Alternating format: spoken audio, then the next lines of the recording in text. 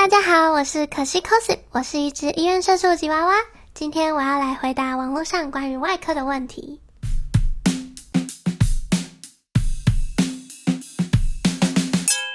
第一题，外科跟内科差在哪？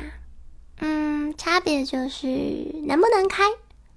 外科医生主要是透过手术来治疗疾病，像是胆囊炎就把胆囊拿掉，阑尾炎就把阑尾切掉，或是哪里有肿瘤啊、异常啊，就把东西从身上移除，或者是伤口要做修复等等的。简单来说就是开刀可以解决的事情就交给外科，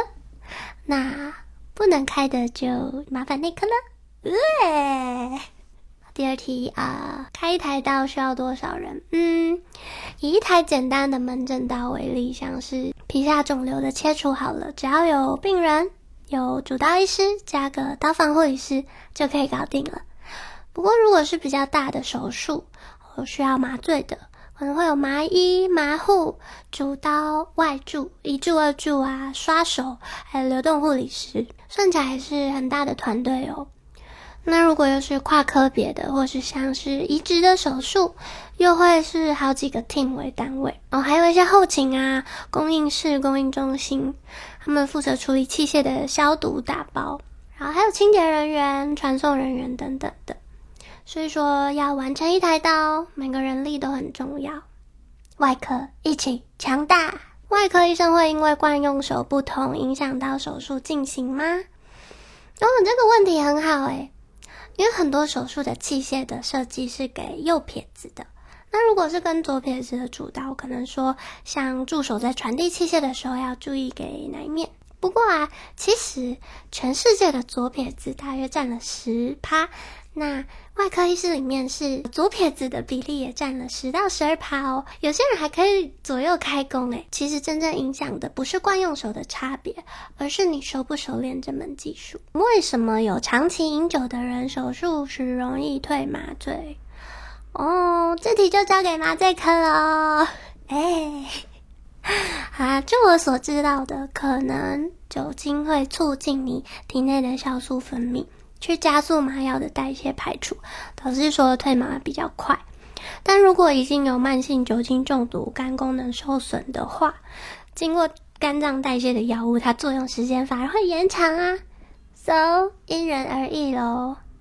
那这边还是劝大家避免长期饮酒啦，因为喝酒会影响你们的肝功能，还有其他疾病的风险。本身有长期喝酒的习惯的话，如果要做全麻的手术的话，一定要告诉麻醉科医师要做好完整的术前评估。有看过怪医黑杰克帮自己开刀，但现实中不知道是否可能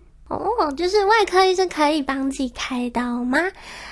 医学史上有一个很猛的苏联医师叫做Leonid Rogozov， 他在南极远征队考察的时候发现自己得了急性阑尾炎，所以他就身兼主刀医师跟病人，请别人帮忙拿镜子，然后自己打局麻做阑尾切除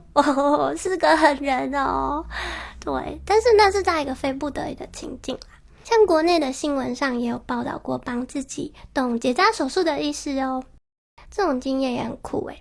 我是觉得像一些局麻的小手术，外科医师要帮自己开刀也没有不行吧，就动手术的专科资格合法，然后地点也合法，应该就 OK 了。有遇过感到不可思议的手术吗？例如在圈圈塞叉叉之类的如果你是说圈圈塞叉叉这种的，可能对职场外科来说不算非常少见啦。那姑且讲一下，就是小吉自己遇到的做法是比较简单的，就是给他镇静麻醉，然后从原路取出。不过如果有取出的困难，有肠穿孔这种比较危险的情况，就可能会需要开腹手术所以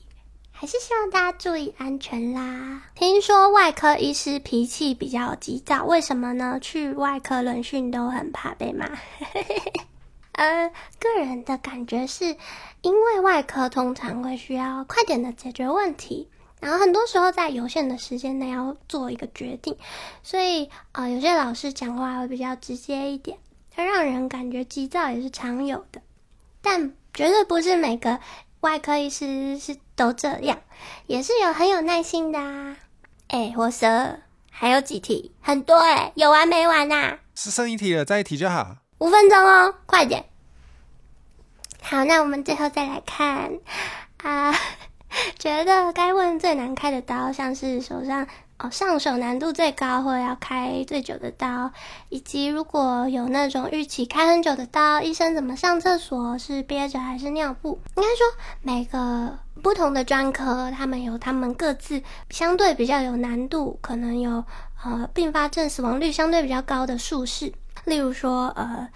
消化外科的 Whipple胰脏癌的手术，然后心脏外科的Type A 的主动脉剥离，或者是一些移植刀，相对来说